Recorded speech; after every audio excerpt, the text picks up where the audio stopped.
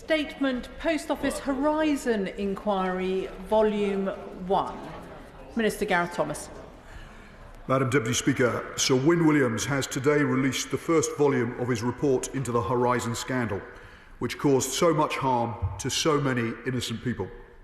The fearless and diligent work of his inquiry has, I believe, won the trust and admiration of postmasters.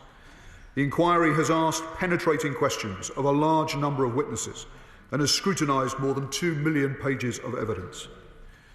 The whole House, I know, recognises the bravery of the postmasters who fought against enormous odds to see their cause recognised. Sir Win's report reminds us that blameless people were impoverished, bankrupted, stressed beyond belief, lost their jobs, their marriages, their reputations, their mental health, in some cases, lost their lives. I am sure that the whole House will share my gratitude to Sir Win and his team for their work so far. This is only the first volume of their final report, spelling out the scandal's human impact and looking at the redress schemes which have been put in place in response. The second volume will in due course deal with the causes of the scandal and how repetition can be avoided. To be clear, I am very sympathetic to Sir Win's 19 recommendations today. Clearly, a number of them require careful consideration. We will respond to them promptly as some concern the ongoing delivery of Horizon redress schemes. Sir Win has set us a deadline of the 10th of October, and we will meet it. The House will see that Sir Win has accepted that the Post Office, the Department and Ministers continue to adhere to the aims of providing financial redress, which is full, fair and prompt. He also concludes that the majority of people who have accepted offers under the GLO scheme will have done so because for them the offer was full and fair. That said, Sir Win makes some understandable criticisms, especially of the Horizon shortfall scheme, which we will need to study closely and address. We inherited a compensation process which was widely seen as too slow, adversarial and legalistic. Well over 4 years after the first High Court case exposed the scandal, only 2,500 postmasters had final settlements. There were clearly significant gaps in the compensation process and many victims had not come forward. Indeed, there was no compensation scheme in place for those postmasters whose convictions had been overturned by Parliament. A year ago, Government had paid £236 million in redress. We have now quadrupled that to nearly £1.1 billion.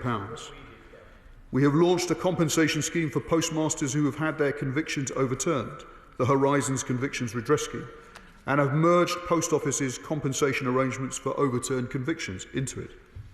And through the Post Office, we have delivered a £75,000 fixed sum offer to over 4,200 postmasters who opted for it. We have also launched an independent process to allow people to appeal their HSS settlements or offers. This should provide, as Sir Win says in his report, an opportunity to put right any failures to deliver redress which is full and fair for HSS victims, and begun discussions with Fujitsu on their contribution to the costs of the scandal.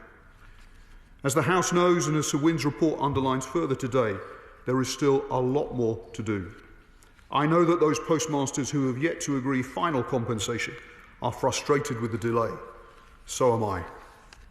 We have been consulting regularly with the Horizon Compensation Advisory Board and others on what more we can do to improve redress. Sir Win's recommendations are very helpful in that regard. 2 of his recommendations address issues which we have been already working on across government and with the Advisory Board. And I can confirm that we accept Sir Win's recommendation that claimants should be able to bank the best offer they get from the GLO process and should not put it at risk if they choose to go to the independent panel. Secondly, we will provide redress for family members of postmasters who suffered because of the scandal. I have met the group Lost Chances for Postmaster Children, who have campaigned with considerable courage on this issue. Sir Win rightly recognises that designing a suitable compensation scheme for family members raises some very difficult issues. Nonetheless, we want to look after those family members who suffered most, meeting Sir Win's recommendation that we should give, and I quote, redress to close family members of the most adversely affected by Horizon. Given these challenges, We will now discuss the details of how a scheme should be run with claimants' lawyers, the Independent Advisory Board and the Lost Chances Group. It will be open to close family members of existing Horizon claimants who themselves suffered personal injury, including psychological distress, because of their relatives' suffering. Other than in exceptional circumstances, we will need contemporaneous written evidence of that personal injury. There are some fundamental lessons to be learned, which Sir Win points to, about how compensation following wrongdoing on this scale should be delivered in future. In particular, the Post Office should never have been allowed to run it. Decisions on funding should have been made much more quickly, and it should not have needed the ITV drama to stimulate action to overturn hundreds of unjust convictions. We cannot now turn back the clock to fix those fundamental mistakes. We must instead address two challenges. The first is to make sure that if there is ever another terrible scandal like this one, and all of us will sincerely hope that there isn't, that the victims do not need to bring a traumatic court case to expose it. The second challenge, if such another scandal happens, government must be set up to offer trusted redress from the very start. Sir Win argues that there should be a standing public body to deliver redress in any further scandal.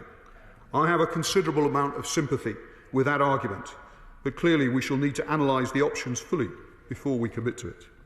We will reflect on how to address those twin challenges and will bring our conclusions back to the House. Madam Deputy Speaker, we can never recompense a person properly for their freedom wrongly being denied them, the humiliation of being wrongly accused, of seeing your loved ones in profound distress or worse, or recompense someone for their good reputation being taken from them. I cannot assuage the anger of the victims, nor will the anger I feel on their behalf ever be assuaged.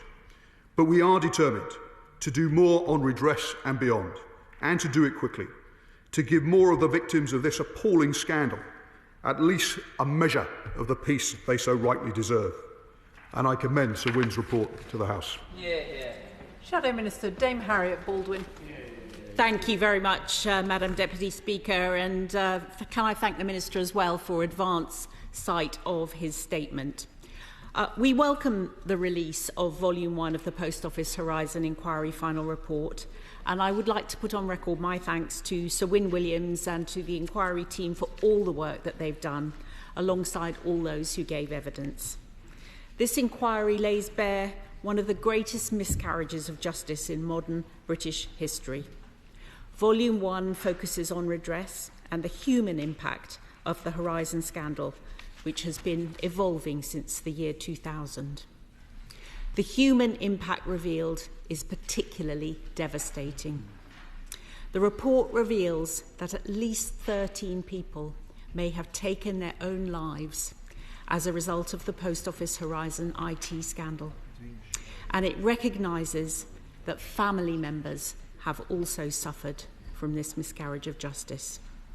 And while, as the Minister says, we can never recompense a person properly for this miscarriage, I'm sure the whole House will want to ensure that the victims are fully compensated by the schemes, and I would like to put on record my tribute to the work of the member for Thirsk and Malton, who set up this process of redress.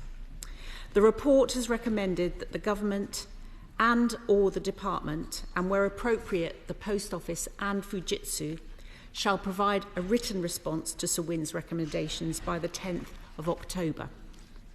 Can the Minister confirm that the government will be able to say by the 10th of October whether they are going to accept all 19 of the recommendations in the report? The report details that there's still much to be done to ensure justice for the victims. So can I ask the Minister, who and how will those responsible be held answerable for the years of denial and of suffering? This was not simply a technical failure. It was a failure of oversight, governance and accountability. The report finds that the Post Office and Fujitsu knew, or at the very least they should have known, that the Horizon IT system had faults. The sub-postmasters are also described as victims of wholly unacceptable unacceptable behaviour by the two companies.